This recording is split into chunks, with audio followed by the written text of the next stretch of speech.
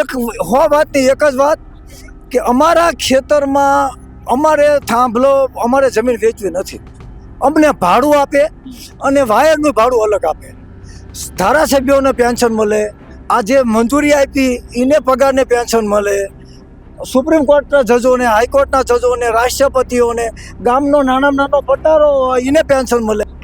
વીજ મંત્રાલય આપણે મહાભારતમાં કહેવાય છે કે જમે ભીમ અને ટોયલેટ જાય શકુની, એવું છે કે કેન્દ્ર સરકારની નીતિ છે અને આપણે ગુજરાત સરકારને બાથોડા ભરવી છીએ. ગુજરાત સરકારના 182 ધારાસભ્યો બધા બી ગયા છે, કોઈ કઈ નહીં કે ક્યાં મોદાણીનો દાવ છે, મોદાણીનો. હું કોઈ પક્ષમાં નથી. જ્યારે ઇન્દિરા ગાંધીની લડત હતી તો અમે જેલમાં ગયા હતા, કોઈના બાપથી બીતા નથી. બાકી અમે અને અમારો ઇતિહાસ છે, રૂકે ન જો, ઝુકે ન જો, દબે ન જો, મીઠે ન જો, वो इनकलाब है जुल्म का. हमें कार આવ્યો હોય ને તો કારને કહી દો કે આવી જા સામે, પણ મહેરબાની કરીને અમને લોકોએ છેતરાશે. પણ હવે જનતાને કહેવી છે આવો, પણ અમને છેતરવા ન આવતા. આ ગરીબોને તુલસી ગરીબ की हाय કદી ન ખાલી જાય, મુંહા ઢોરે કે ચર્મ છે લોહા ભસ્મ હો જાય. આપણી પાસે બહુ પૈસો આવ્યો છે એટલે સરકારને મેં કાંઈ રજૂઆત કરી છે કે 53 લાખ ખેડૂતને બીજા બધા થઈને આપણી પાસે 500 લાખ કરોડ રૂપિયા આવ્યા છે. તો આપણે ભેગા થઈને કોઓપરેટિવ સોસાયટી બનાવી અને અદાણી પોર્ટ આપણે ખેડૂતો લઈ લેવી, અને આપણને જો અદાણી પોર્ટ ન આપે તો ત્યાંનો કલેક્ટર હુકમ કરી દે જંત્રી મુજબ. તો આપણે પોર્ટ લેવું છે, વાયર નાખી દો, આ નાખી દો. સાહેબ અમારા જમાનામાં તો અમારા દાદા કહેતા હતા કે 5 છે, એકાદો ઓછો થઈ જજો પણ છેડો ન ચડવા દેતા. અત્યારે 5 નહીં, અત્યારે 53 લાખ છે, પણ કોઈની તાકાત નથી કે ત્યાં જઈ શકે.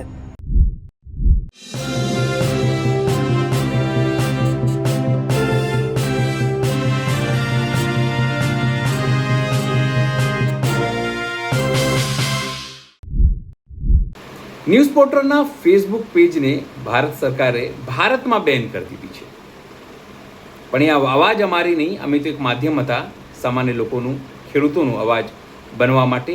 એ અમારી સાથે ગુજરાતીઓનો અવાજ પણ તેઓ દબાવી દીધો છે. આ મુદ્દે તો અમે લીગલ એડવાઇસ લઈ રહ્યા છીએ, સલાહ લઈ રહ્યા છીએ શું કરવાનું છે, પણ અમારા દર્શકોનું સપોર્ટ મળે એ અમને જરૂરી છે. થોડા સમય પછી, કારણ કે અમને આર્થિક નુકસાન આનાથી પહોંચાડવાનો પ્રયત્ન કર્યો છે, કારણ કે એ લોકો અમને ખરીદી ન શક્યા, એટલે આર્થિક અમારી નૈતિકતા જે છે તોડી ન શક્યા, એટલે આર્થિક નુકસાન પહોંચાડવાનો પ્રયત્ન કર્યો. થોડા સમયમાં જ અમે લોકોએ ક્રાઉડ ફંડિંગ જે છે એ શરૂ કરવાના છીએ, જેમાં તમને QR કોડ પણ આપવામાં આવશે, એક એકાઉન્ટ નંબર હશે જેમાં તમે અમે આર્થિક મદદ જરૂરથી કરી શકો છો, જેથી અમારી ઈમાનદાર પત્રકારિતા ચાલુ રહી શકે. પણ સમાચાર અહીં એ તો છે જ, પણ સાથે એના કરતાં મોટા સમાચાર એ છે કે જેતપરમાં હવે ખેડૂતો પહોંચી રહ્યા છે, ખેડૂત આગેવાનો પહોંચી રહ્યા છે. એવા જે ખેડૂત આગેવાન છે ભરતસિંહ ઝાલા, તે પણ ત્યાં પહોંચ્યા છે અને તેઓએ સ્પષ્ટપણે કીધું કે હવે વિપક્ષ કે રાજકીય પાર્ટી માટે કોઈ જગ્યા નથી. હવે ખેડૂતો પોતાનું આંદોલન ચલાવશે, કારણ કે જે રીતે ગાંધીનગરમાં ખેડૂતનું ટ્રેક્ટર રેલીનો રાજકીય ઉપયોગ થયો તેનાથી ખેડૂતોમાં ખાસી નારાજગી છે, અને સરકારને તેઓ ચીમકી આપી છે કે જલ્દી તેમની માંગો પૂરી કરવામાં આવે, નહીં તો સમગ્ર ગુજરાતના ખેડૂતો ફરીથી એક વખત ગાંધીનગરને ઘેરી શકે છે, સરકારને બદલી શકે છે. નમસ્કાર, હું છું ચિંતામણી પુતની પટેલ. સ્વાગત છે આપનો અમારા કાર્યક્રમમાં. આવો સાંભળીએ ભરતસિંહ ઝાલા શું કહી. આપણી સાથે ભરતસિંહ ઝાલા ખેડૂત આગેવાન અને જે અમદાવાદ ધોળકાના તમામ લોકો સમર્થનમાં અહીંયા આવ્યા છે. ઝાલા સાહેબ શું કહેશો? તમે તો કોંઢમાં આવ્યા હતા, આપણે બંને ગયા હતા, અને અહીંયા બી તમે સમર્થનમાં આવ્યા છો. શું કહેશો? સરકારની આ લોકોની કોઈ એટલી મોટી માંગ નથી, છતાં જો જગતના તાતને ભૂખ્યા ઉપવાસ રહેવું પડે, સરકાર માટે કેટલી શરમની વાત કહેવાય. આજે ઉપવાસ અને સંતો સાથે બેઠા છે એટલે ભગવાનને પ્રાર્થના કરવી પડે. ગુરુ બ્રહ્મા ગુરુ વિષ્ણુ ગુરુદેવ મહેશ્વરમ ગુરુ સાક્ષાત પરબ્રહ્મ તસ્મે શ્રી ગુરુવે નમઃ. આજે સંતો, ભક્તો અને ખેડૂતો અને પીડિતો જે આજે બેઠા છે, ધરતી આપણી, ગામ આપણું, જમીન આપણી, અને બહારની વ્યક્તિને સરકાર પ્લીઝ જમીન આપી દે, અને એ ખેડૂતને એને વળતર આપ્યા વગર, એને ભાડું આપ્યા વગર એના ખેતરમાં જઈ ન શકે અને આવા સાધુ સંતોને આપણી સરકારમાં આ કરવું પડે, આ તો ભારત માટે ખૂબ જ દુઃખની વાત છે. હાલની પરિસ્થિતિની અંદર અત્યારે હું સરકારને જ કહેવા માંગુ છું કે તમે આ ઉપવાસમાં જે બેઠા છે એમને સરકાર પાણા કરાવવા આવે અને જ્યાં સુધી સૂરજ ને ચાંદ રહે ત્યાં સુધી મોદી સાહેબ લે એવું ભગવાનને અમે કહેવી છે. પણ એક વાતની એક જ વાત કે અમારા ખેતરમાં અમારે થાંભલો અમારે જમીન વેચવી નથી. અમને ભાડું આપે અને વાયરનું ભાડું અલગ આપે.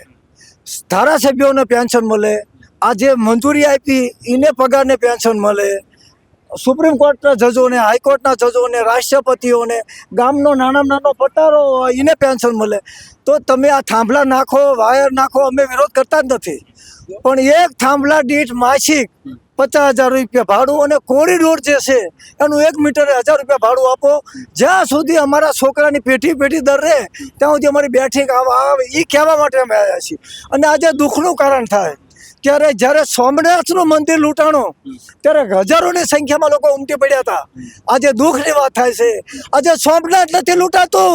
આજે 22 રાજ્યોના ગુજરાતની 53 લાખ 1,50,00,000 સર્વેસ નંબર લૂંટાય છે.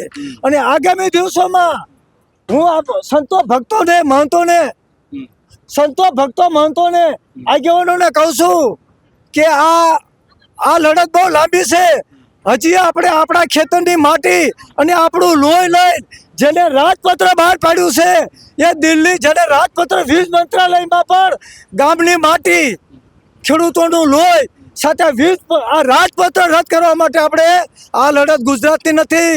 આ લડત કેન્દ્ર સરકારની, જેને રાજપત્ર બહાર પાડ્યું, રાજપત્રમાં લખ્યું છે વીજ મંત્રાલય.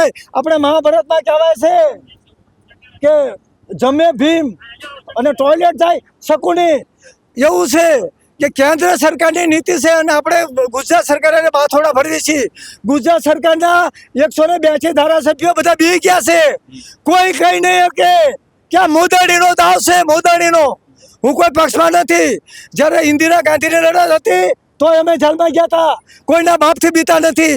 પણ આજની તારીખમાં કહેવા છું કે આ ધરતી આપણી માતા છે અને કહેવા માંગુ છું કે ઉપવાસ કરશું, ધરણા કરશું, બધું કરશું, પણ રાજપત્ર જેને બહાર પાડ્યું છે એને આપણા ગામની જમીન અને આપણું લોહી સાથે ચલો દિલ્હી એ કાર્યક્રમ કરવાની જરૂર છે. પણ શિસ્ત, સંયમ અને નિષ્ઠા સાથે. હળદર કાંડ કે બીજા કાંડ કઈ પણ થવા ન જોઈએ. એ ધરતી अपने आप की, તમારે કેવું પડશે કે નહીં કિસી કે બાપ की, એ ધરતી अपने आप की, नहीं किसी के बाप की, જોરદાર, એ ધરતી अपने आप की. नहीं किसी के बाप की. અને ઝાંસીની રાણીની ઘોડે આ બહેનોએ જે હાકલાને ફટકારા કર્યા ને, એવા 53 લાખ ખેડૂતો, એક ગામનો એક જ ખેડૂત જાય દિલ્હી તો 18,000 ગામડાના 18,000 ખેડૂત થાય. કોઈનો પક્ષ નહીં, કોઈનો ધર્મ નહીં. સિયારામમય શબ્દ કે જાણી કરું હું પ્રણામ જોડી ઝુકવાની એ વાત સાથે પેલા અયોધ્યા રામ મંદિરે અને પછી ત્યાંથી દિલ્હી એ કાર્યક્રમ પણ કરવો પડશે. પણ મહેરબાની કરીને તોડના ટૂટો હે દિલ કો બોરા હોતા હે, जिसका कोई नहीं उसका खुदा होता है. ચૂંટણી લડવા માટે, ચૂંટણી જીતવા માટે કે સાહેબને ખુશ કરવા માટે કે સોનિયાજીને ખુશ કરવા માટે મહેરબાની કોઈ અમને ઉલ્લું ન બનાવતા એ વાત કહેવા માટે અમે આવ્યા છીએ. બાકી અમે અને અમારો ઇતિહાસ છે રૂકે ન જો, झुके न जो, दबे न जो, मिटे न जो, हम वही इनकलाब है जुल्म का. हमें कार આવ્યો હોય ને તો કારને કહી દો કે આવી જા સામે. પણ મહેરબાની કરીને અમને લોકોએ છેતરા છે. પણ હવે જનતાને કહેવી છે આવો, પણ અમને ક્ષેત્રમાં ન આવતા. આ ગરીબોને તુલસી ગરીબ की हाय કદી ન ખાલી જાય, મુહા ઢોરે કે ચર્મ છે લોહા ભસ્મ હો જાય. 7,500 ખેડૂતો આવ્યા હતા, ગમે તેને ખોટું કર્યું પણ સરકારે જોયા નહોતા એ ટ્રેક્ટર.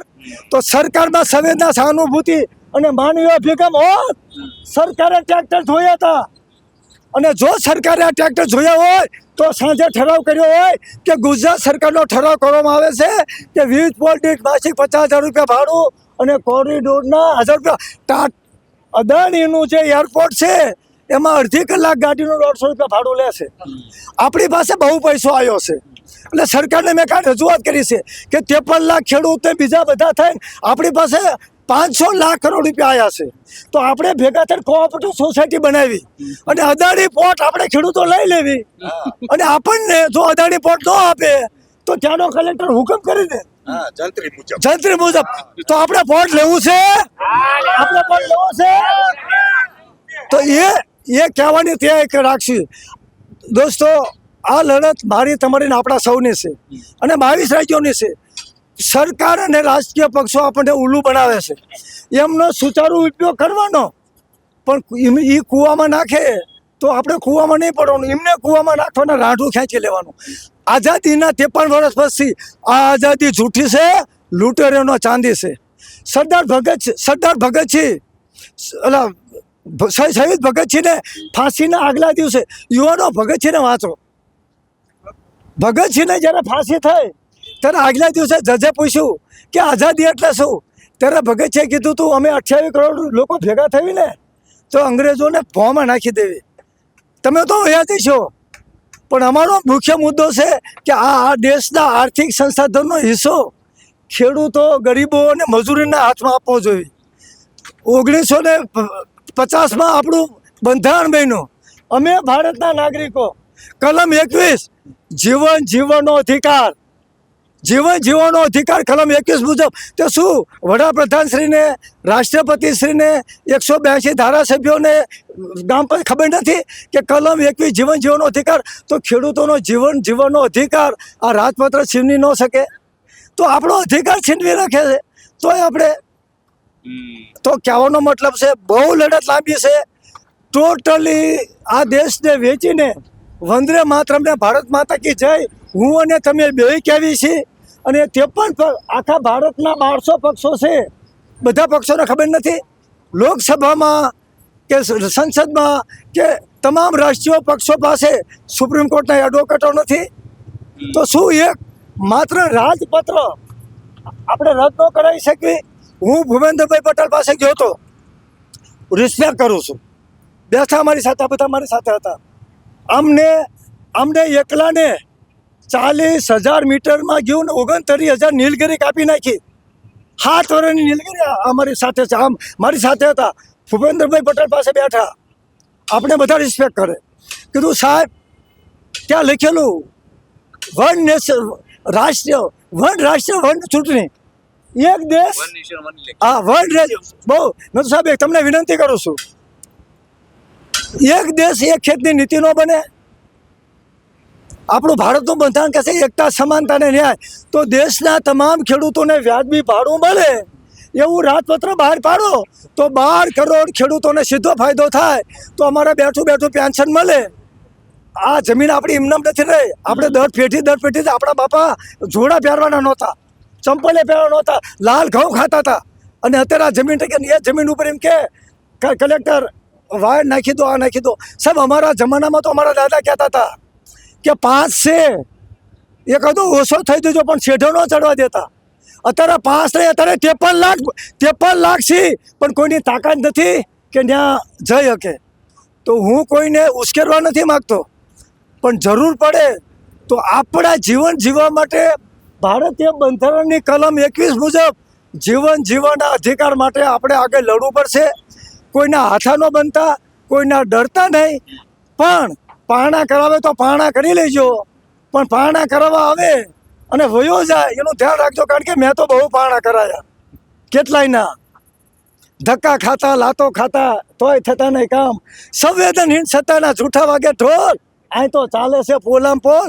દેશમાં અને રાજ્યમાં ખેડૂતોના આપઘાત અટકાવવા સુપ્રીમ કોર્ટે હુકમ કર્યો હતો કે તમામ સરકારોની એક સરકારની વાત નથી કરતો, તમામ સરકારોની દિશા ખોટી કેમ નથી બનતી કૃષિ નીતિ એ પણ તમારે પૂછો. અને કાંતિભાઈ અમૃતિયા તારે મને મળ્યા હતા, અને મેં કાંતિભાઈને કીધું કે આપણે સુપ્રીમ કોર્ટમાં આત્મહત્યા અટકાવવાની પિટિશન ચાલુ છે. મને બહુ રિસ્પેક્ટ કરી. અને ત્યારે વિજયભાઈ રૂપાણી હતા, બધું મારો ઓર્ડર બધું લીધો. બાપુ કે હું નરેન્દ્ર મોદી સાથે જઈ અને ખેડૂતો આત્મહત્યા કરેલા ખેડૂતના પરિવાર માટે હું મદદ કરાવી છું, પણ એક વ્યક્તિ શું કરી શકશે?